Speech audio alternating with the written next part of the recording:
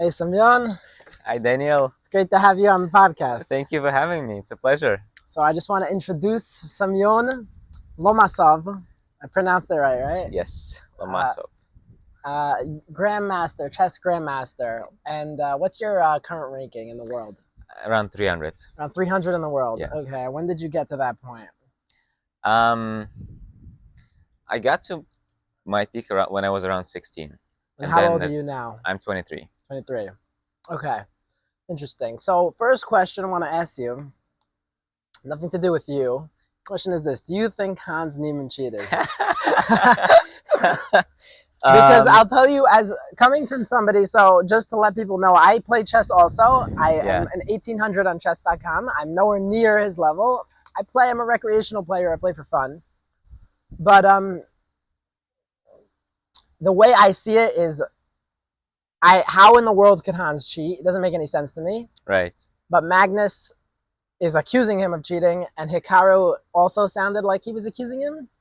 And to me, as just an outsider, it just seems like Magnus is just being a sore loser. So Yeah. I wanted to know a GM's take on this. Good question. Well, Hans sued Magnus and Hikaru for $100 million Really? for cheating accusations. Oh, I didn't Yes. know that. Yeah, they didn't go anywhere, but everybody's now... Nobody can say that he cheated. Oh, because Yes. then they'll get sued. Yes. Ah. So you can't even if you thought he cheated, you couldn't say it because then you could get sued. did you hear me say it? um, So let me phrase the question in a different Yeah. way. Why did they think he cheated? Just because he lost? Good. Just because Good. Magnus lost? That's smart. It doesn't make any sense. No, so they had suspicions about him for a while at that point. He wasn't a very strong player in his early to middle teens. Have you ever met him? Yes, I've met him. Okay. Um, What's his ranking right now? Around top 30. Okay. So he's very good. He's very good. So You played him ever? no, never Or you played haven't him. played him? Only online, but not in real life. And so usually whenever somebody gets to that level, they need to start very young.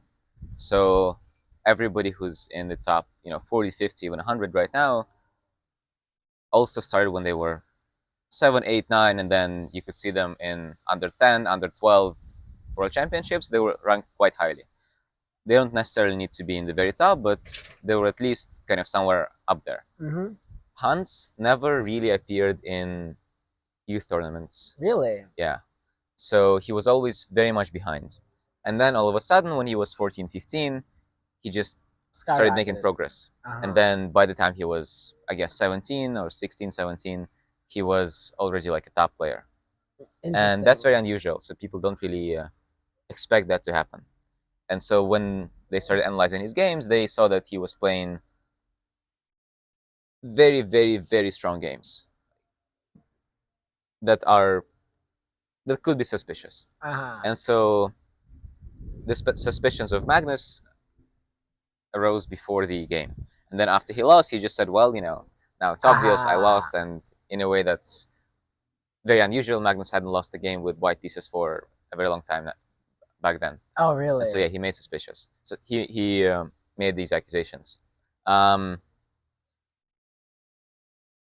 There is no evidence. The cheating in chess is very hard to catch. Well, how is it even possible? Because if it's over the board, like, okay, if you're home, I understand you have a computer on the side, easy to cheat. Yeah. I know many people that cheat on chess.com. Yeah. They're ranked really low, but it's not hard. But to cheat over the board, I'm just trying to understand how that's even possible.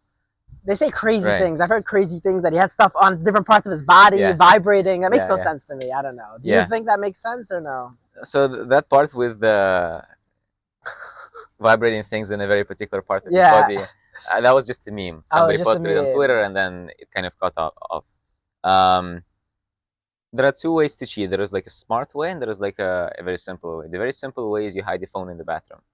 And every time you go to the bathroom, you just take your phone. They don't have like any precautions against that? They try to, but not really. They try to have metal detectors. That's the only thing they have. And before you enter the playing area, they like check you. But really, it's not very difficult to hide your phone in the bathroom. And there have been many grandmasters. That's crazy. Many grandmasters were caught doing that, actually. That's actually insane. Yeah. So there was a there was a guy just not so long ago that was caught doing that, and it's too easy. It's too easy.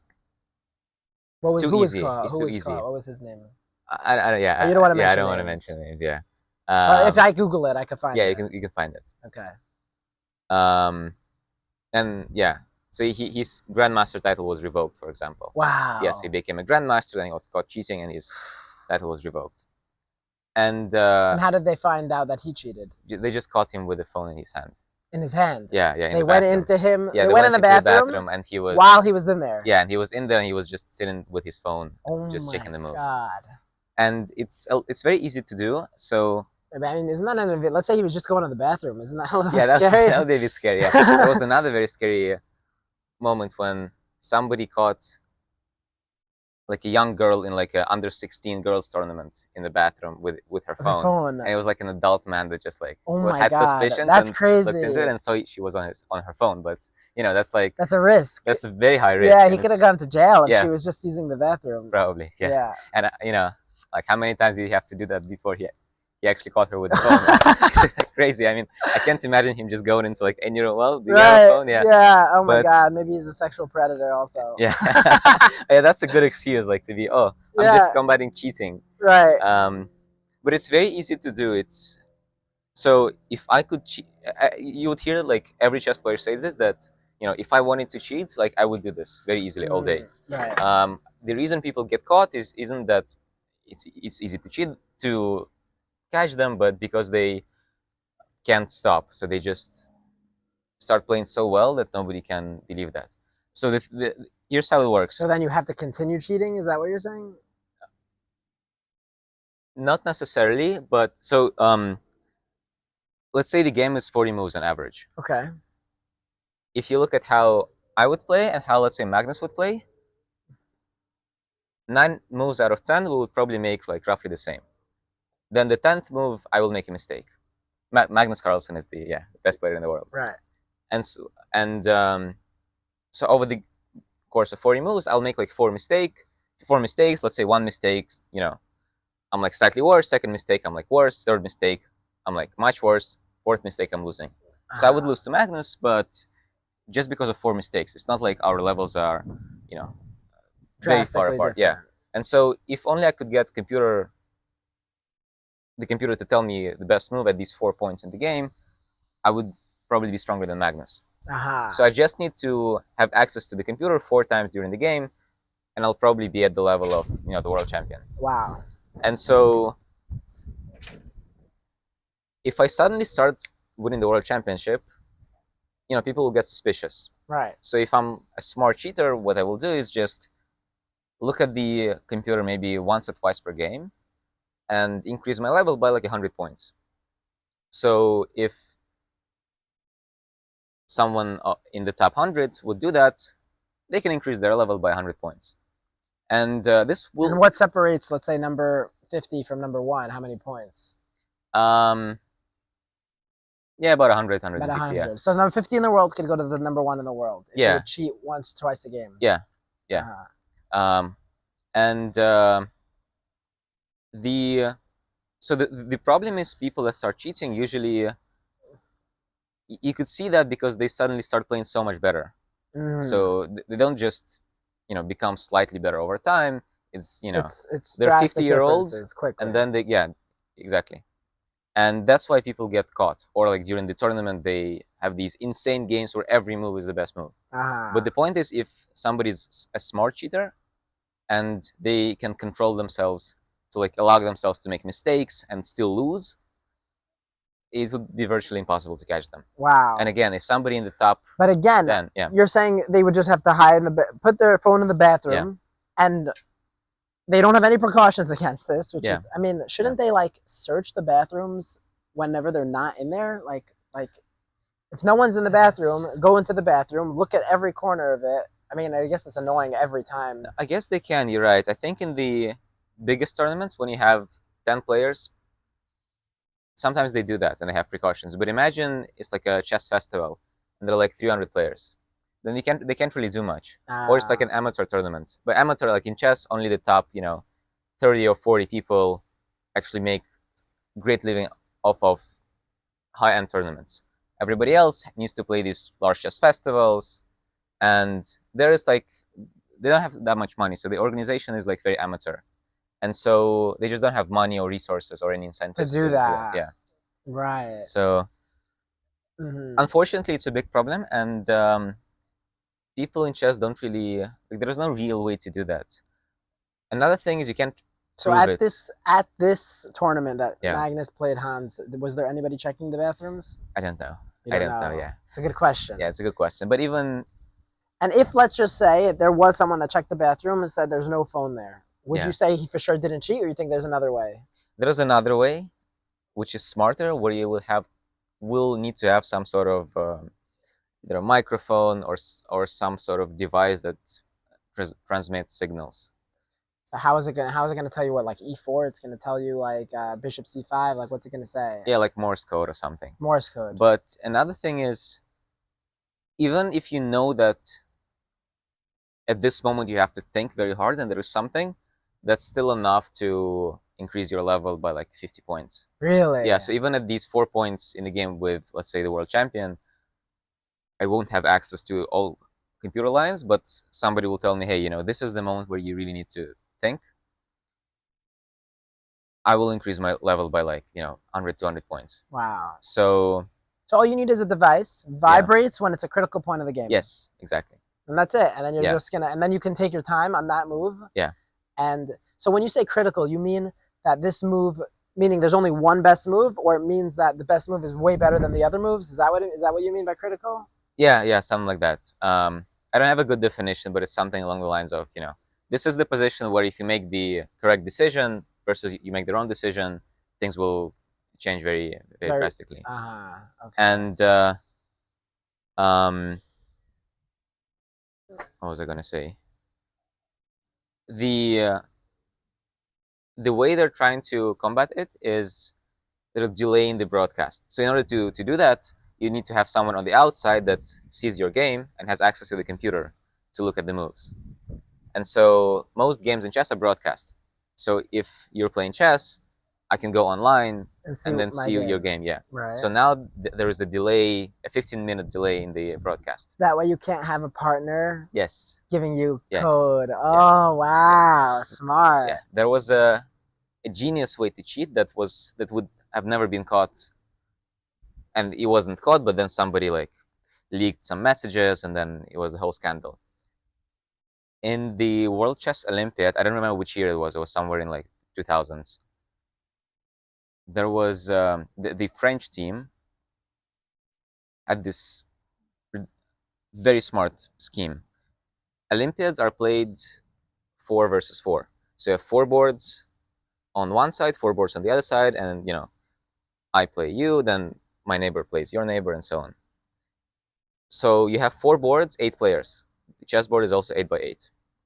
So you would have somebody on the outside look at the games online, see the best moves, come to the board, and stand behind one of the 8 players.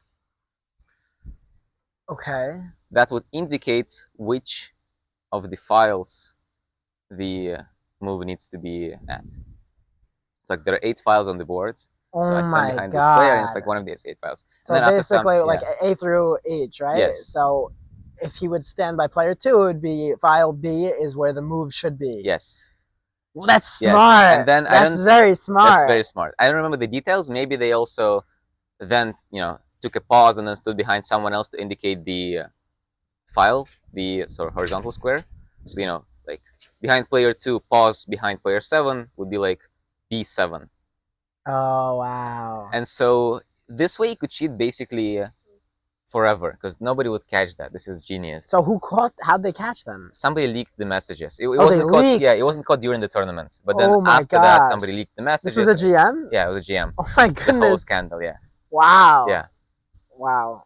So there are smart ways to cheat. But the scary thing is you don't really need that. I mean, I guess like in most places where cheating is possible, very few people will actually go that far to cheat. And if they're willing to do that, I guess there isn't much you can do to stop them. Like if you want to cheat on the exam, and you're willing to put like a device in your shoe that signals to you, I guess there's not much that the professor can do to catch you. Right. But most cheating is done because it's easy, and unfortunately in chess, it's very easy to just hide your phone in the bathroom and go there after every move. Wow. Yeah. So do you think that like for the high level tournaments, they should have somebody checking the bathroom every time, like pretty frequently? Yeah, I think they should. I don't know if they do that. Maybe they do. But you're saying even if you do that, putting something in someone's shoe is gonna. I mean, the thing is, if it's metal, they can detect it, right?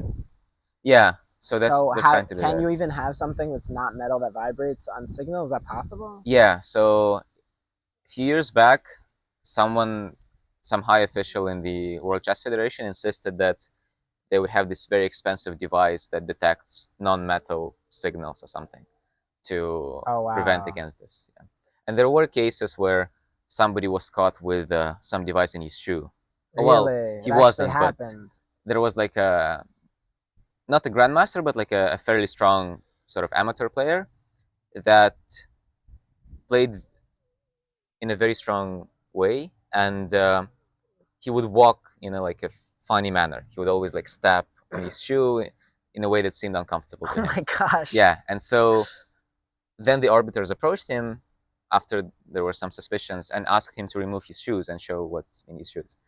He refused to do that, and so they disqualified him. Oh wow! But so he was never caught, but we know he cheated. Basically, I guess we don't know, but we don't know for sure. But if somebody's not taking off their shoes, it's probably for a reason. Probably. Wow, that's pretty crazy. Yeah. There was also a guy with a microphone, and he was caught because he had a microphone in his ear. Yeah, like a and small you couldn't see it. Couldn't see it, but somebody next to him heard the signals. No! Imagine you're playing the game and you just hear like some moves from your neighbor like randomly. That's crazy. Yeah, but that wasn't very, I guess, well thought. Right, that's insane. Have you ever met one of those people that cheated? Yes, actually, I really? had. You played against him? No, I had this high school teacher who was also like an amateur chess player, and we played in the same tournament. You had a high school teacher who was an amateur chess player? Yeah. Like, what was his rating? Like FIDE? 2200. Oh, that's amateur. Okay, well, that's not amateur. Like that's good. That's good. What is he, an NM? Yeah. National master. Yeah. Okay, so he's a national master. And, yeah. Okay, so for you, he's an amateur. Yeah, it was like yeah. And so he was my high school teacher. Actually, just regular high school. Oh, a teacher, not a chess teacher. No, he was just a high school teacher. Physics or something. Oh, okay. And so he played in a very strong way in a tournament where I also played, and he was just caught cheating with. Well, he wasn't caught cheating, but they found a phone with moves of his game in the bathroom. So he denied it. Oh my god! So he said, "Wait, it could have been the other guy he was playing against." Yeah, but there was suspicion against him for a long time. Oh. Yeah. So, it was his phone. It was his phone. Oh, it was his phone. Yes. Oh, so that's it. But he denied it. He said that. So in chess, you're not allowed to have a phone on you anywhere. It doesn't matter if it's turned off. You're not allowed to have a phone on you. So the way we do it, if we want to have a phone, we give it to the arbiter before the game. And and he was a chess. Aside from being a high school teacher, he taught chess in like a local chess club.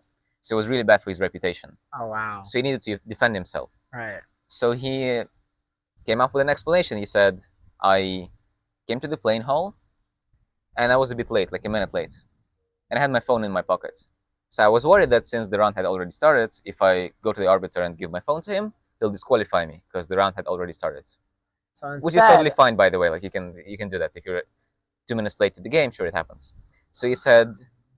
So I decided to hide it because I didn't want to have it on me. So I decided to hide it in the bathroom. But how did it have his game on it? So he said, because I was so worried that somebody might steal it, I would go to the bathroom after every move I make just to check that the phone is there. I would take it out and check, is my phone there? That is so funny. Yes. Oh my god.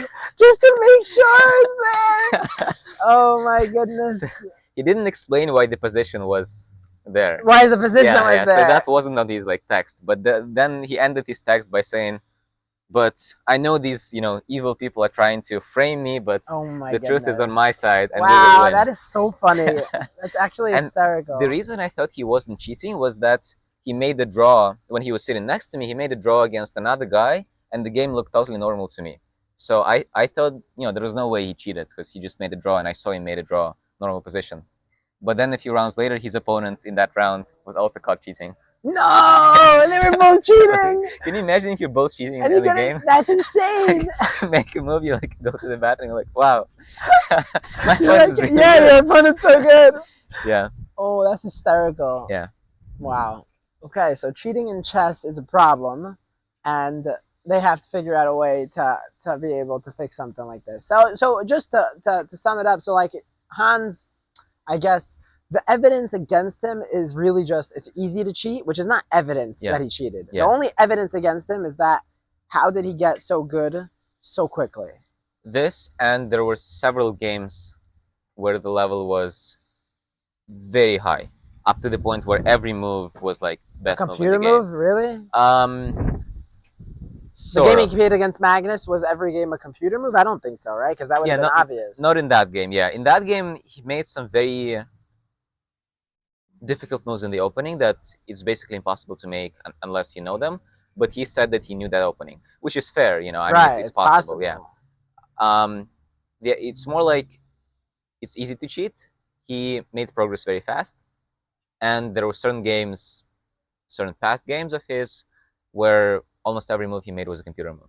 Oh, that was over the board or online? Over the board, yeah. Oh, he admitted to cheating online, but that's unfortunately not a big deal because there are so many people that cheat online, even very high level. Oh, really? Like every month or so, you'll have like a top 100 grandmaster get banned on chess.com for cheating online. Yeah. Wow. Yeah. Have you ever thought about cheating in your entire life? I have, yes. Unfortunately, really? Yeah. I'm glad I didn't do it, but because I struggled a lot with becoming a grandmaster, and because it's so easy to cheat, you always have this intrusive thought of like, but it's so easy, just one game. But wow, really? Yeah. It's how old were you? Like 16 or something. Oh, it was right before you became a GM? I became a GM at 19, so a bit later. Oh, you became a GM at 19? Yeah. But you told me your peak rating was at 16. Yeah, so in order to become a GM, you need 3 things. Or I guess 4 things. 1, you need to have a rating of 2500 FIDE. And 2, you need to get 3 so-called norms. A norm is you play very well in a certain tournament. So you need to show like above Grandmaster strength on 3 occasions. And so by the time I was 16, I had the rating and I had 2 tournaments. So I just needed 1 last tournament. Oh, and it took you 3 years. It took me 3 years, yeah. It's, I guess, a whole like different story. It was, my psychology wasn't there. So I would play very well. I was way above the Grandmaster rating. So the Grandmaster rating is 2500. I was like 2560. So it's very rare that somebody gets to that level and is not a Grandmaster. And it's not a Grandmaster. Yeah. But yeah, every time I would need to, it would always come down to the last game. So I would play a tournament very well, and then the last game I need to make a draw against like a reasonable opponent. But I would play well at the beginning, but then towards the end I would just panic and give away all of my advantage or lose. So yeah, it took me 3 years to, I guess, mature and become a Grandmaster. Okay, well, there's so much more I wanted to ask you, but I have to go. Okay. Thank you so much. Thank you, Daniel. Appreciate it. Yes, appreciate it.